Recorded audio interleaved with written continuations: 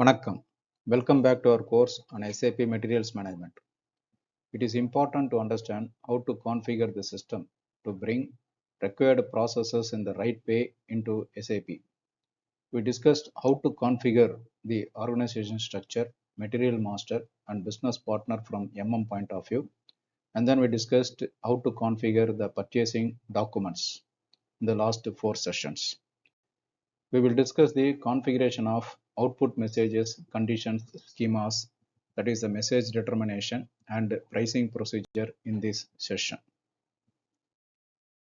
Before going into the session, let us discuss the answers for the quiz of the last session. Number ranges in MM are year independent, true or false? Yes, they are year independent. How internal and external confirmations are used, that is the supplier confirmations. External confirmations are defined for manual entries of supplier confirmations, whereas internal categories are for supplier confirmations using EDI, electronic data interface. What are some examples of account assignment categories? Examples of account assignments are like cost centers, cost objects, SAP ledgers, ledger accounts, and assets. After configuring the organization structure, material management, business partner, and purchasing documents, now we are going to work on the pricing procedure and message determination, that is output determination. Various steps involved in MM configuration are shown here.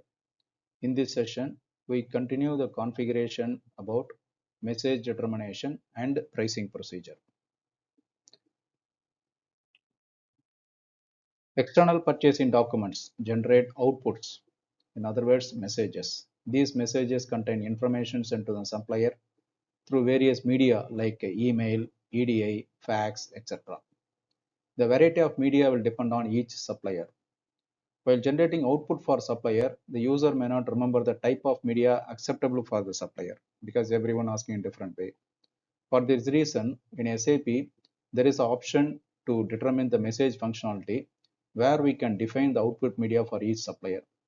Then the system will automatically propose the appropriate output media during the document creation.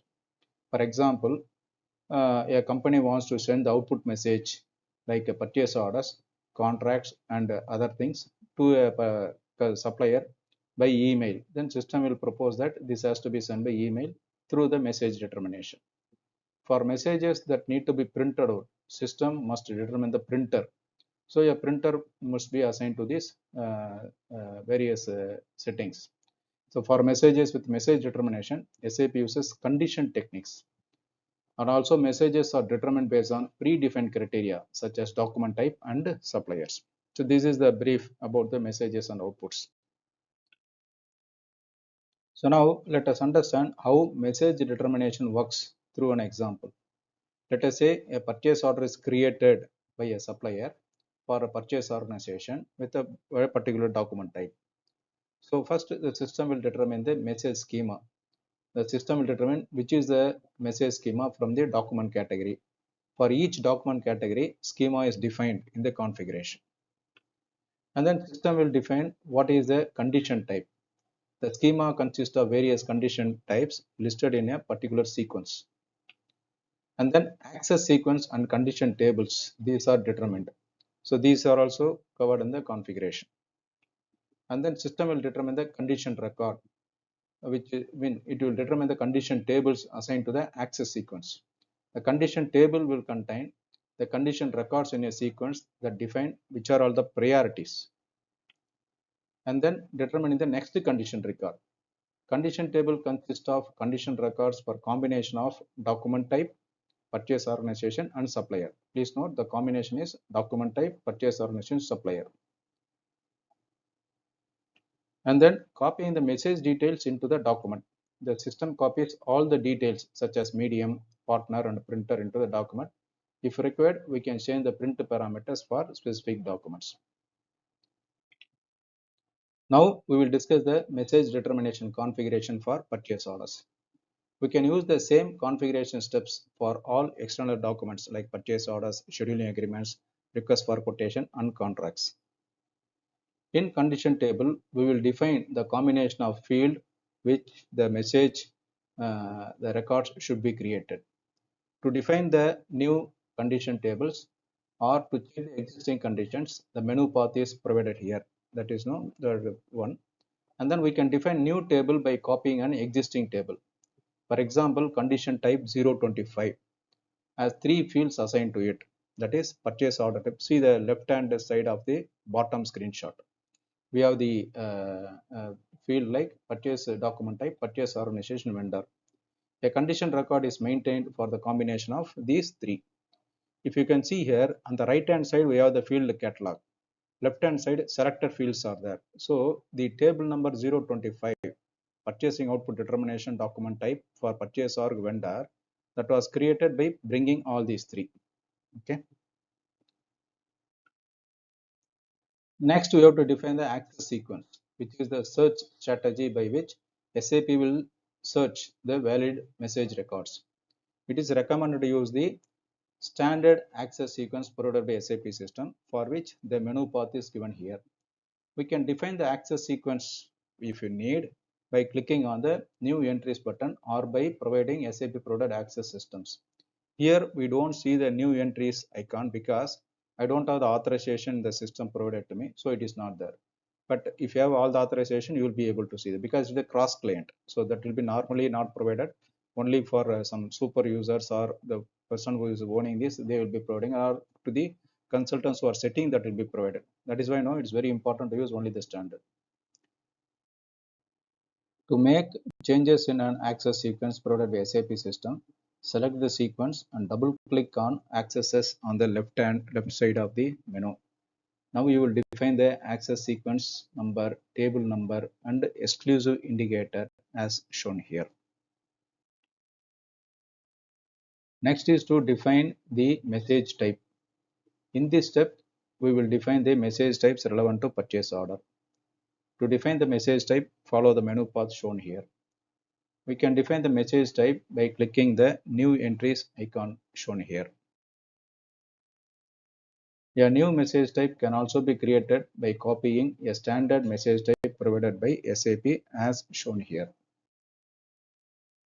An access sequence is designed to a message type and we can define the processing routines. For different output mediums, we can define the form and the form routine as shown here. Existing forms can be realigned as per customer requirements, or we can also create new forms. And then we have to define the message schema. Here we will define the message schema for purchasing documents. The allowed message types are stored in the message schema. To define a message schema, follow the menu path shown here. Define the sequence of conditions for which we want the system to search for condition records as shown here. The defined schema needs to be assigned to purchase order.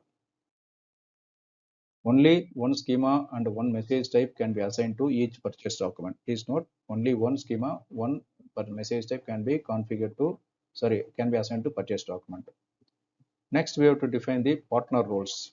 In this step, we will define the allowed partner roles for the message types through the menu path shown here.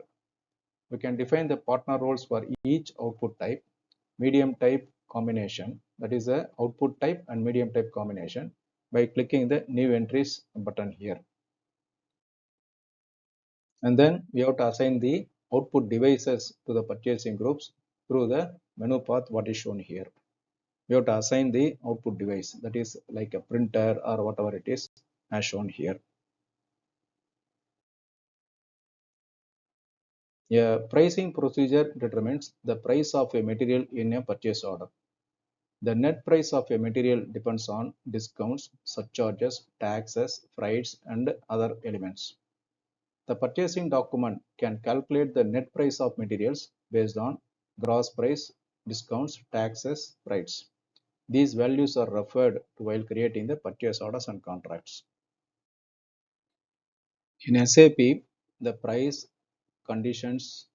price, discounts, surcharge, freights are all represented in the form of condition types. Condition types are used to determine net and effective prices in purchase orders. Each condition type contains the condition records, that is the values, and these records are defined in condition tables. The sequence in which condition records are referred to is defined as the access sequence. That is, the sequence of condition records are defined as the condition sequence, and this sequence is assigned to condition types. Various condition types are grouped in a sequence in calculation schema. A calculation schema is assigned for a combination of supplier schema groups and purchasing organization schema groups. Conditions can be time dependent or time independent.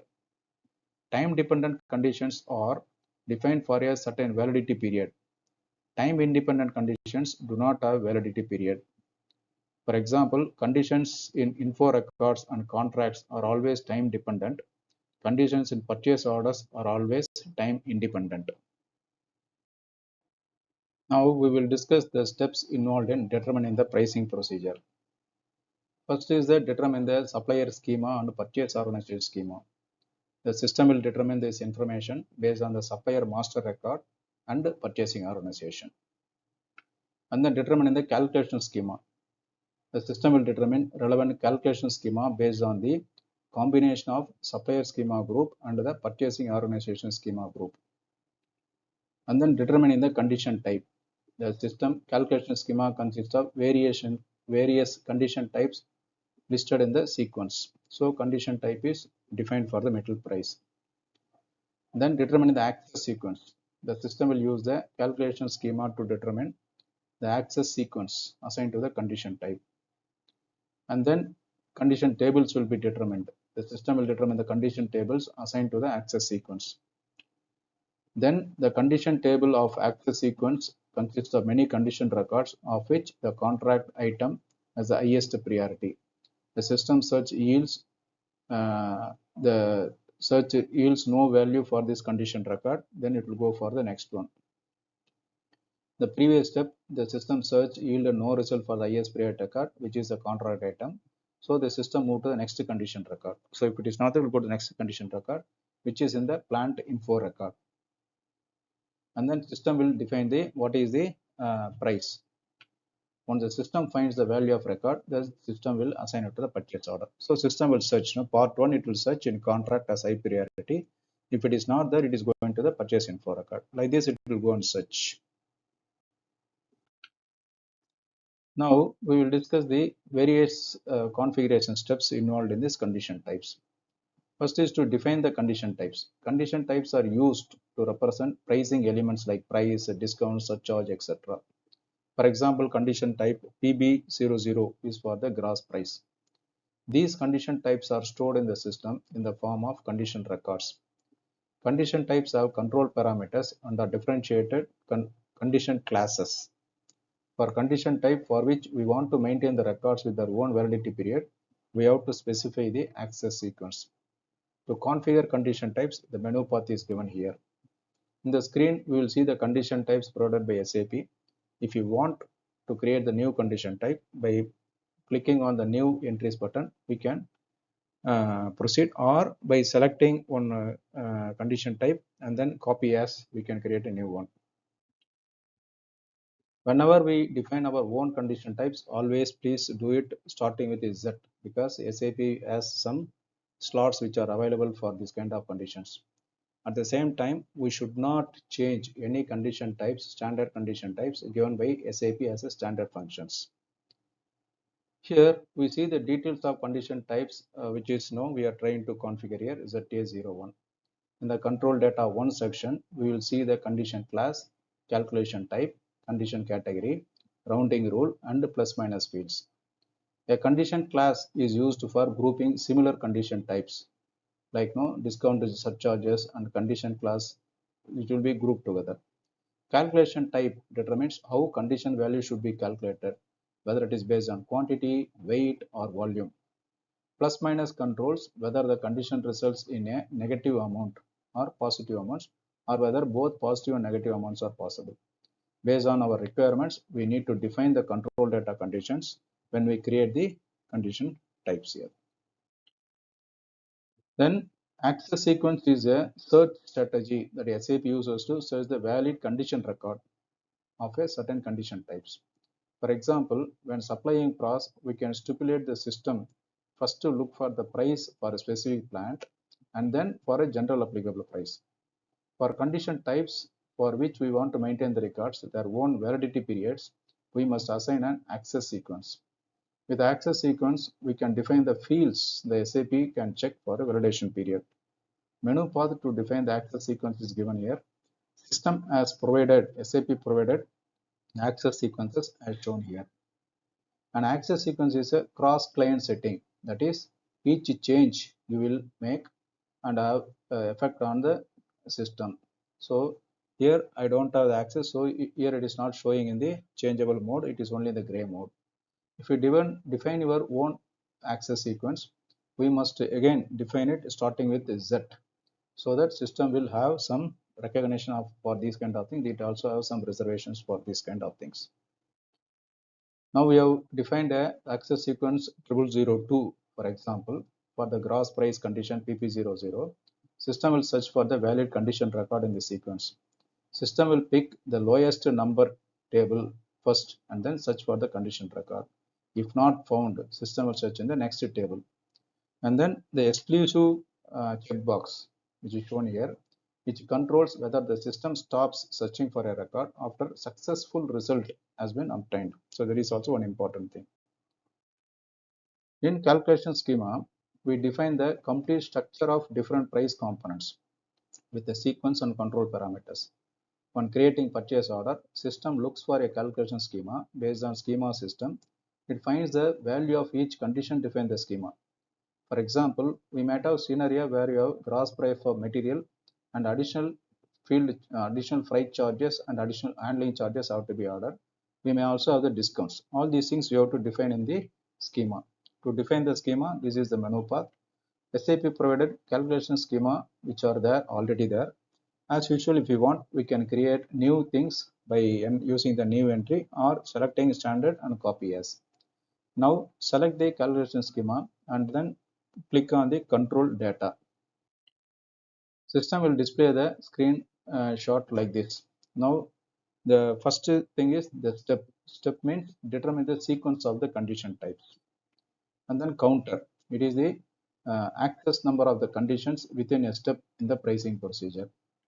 And then condition type. This defines the condition type we want to include in the pricing procedure. From to is the calculating the number of condition types based on which amount should be calculated for the condition. For example, to calculate a surcharge on the gross price, we need to define the sequence number of the gross price in the from field. The system will then calculate the surcharge based on the gross price. Manually means we have to, this defines that we have to manually enter the conditions. And then required means define the mandatory conditions. Statistical means sets a condition required for some calculation other than the price. Value of this condition is not directly included in the pricing. So like this, all these readings, you please go through them one by one. Go through the help. I just read them, which are there available in the SAP help menu and other things. But you need to go through all these things, set them here properly. This is one screenshot which I took from one test system. But you need to understand from the requirements from your clients, and then you have to fix these things properly. And then a company may use multiple calculation schemas on purchasing organization or a supplier. Defining a group helps keep track of these schemas by grouping together purchasing organizations or suppliers that use the calculation schemas. For example, you have a group of suppliers for whom the same pricing schema is applicable. You will create a supplier schema group and assign those suppliers to the group. Similarly, same calculation schema can be applicable for more than one purchase organization. In this case, we will assign all purchasing organization to the purchase organization schema group. To define the schema group, we have to follow the steps which are given here. First, define the supplier schema group, then purchase organization schema group, and then assign the purchase organization schema group to the purchase organization, and then assign supplier schema group to the supplier master record.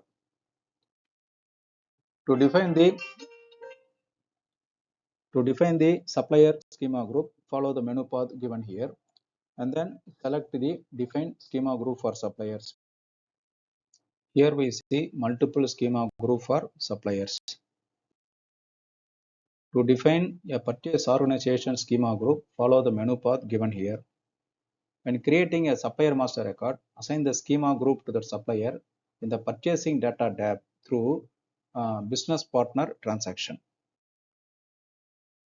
Here we assign the schema group to the purchase organizations. Now to define the schema determination, follow the menu path given here. Click on the determine calculation schema for standard purchase orders. Now we need to define the calculation schema for each purchasing organization schema group and the supplier schema group combination. Now here is the combination we have to define. And we can click on the new entries and enter the purchase organization schema group and supplier schema group. Select the calculation schema group from the drop down menu and then we can proceed. And then we can also define the calculation schema determination for stock transferred orders in the similar way, stock transferred orders. In the similar way, we can do it. So in this session, we discussed message determination and price determination.